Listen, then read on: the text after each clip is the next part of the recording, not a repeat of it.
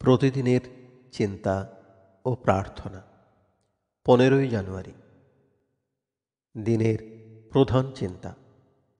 আমাদের আধ্যাত্মিক চেতনা তখনই জাগ্রত হয় যখন আমরা এই জীবনকে এক অত্যুন্নত আদর্শের কাছে নিবেদন করি।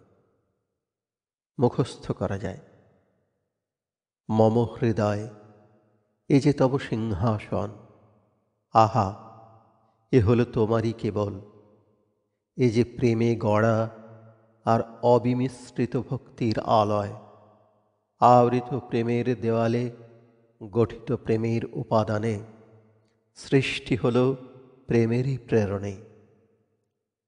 উপদেশ।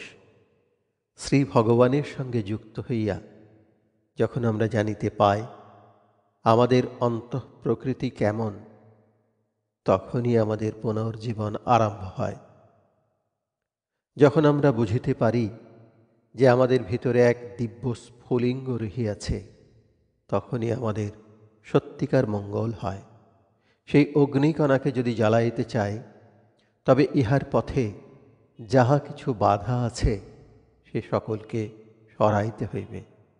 তবেই সেই শিখা আপন আলোতে উজ্জ্বল হইয়া জ্বলিবে।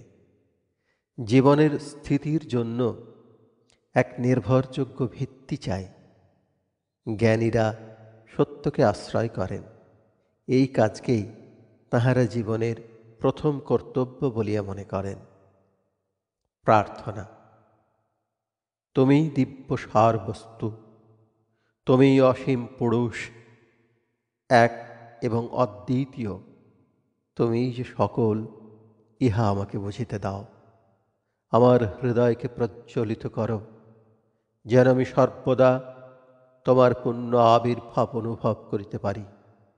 শিখাও আমাকে যে তোমার সংস্পর্শে আসিয়াই যেন আমি সতত আমার শক্তি লাভ করিতে পারি এবং নিরন্তর তোমার শান্তি ও আশীর্বাদ যেন আমাকে ঘিরিয়া থাকে।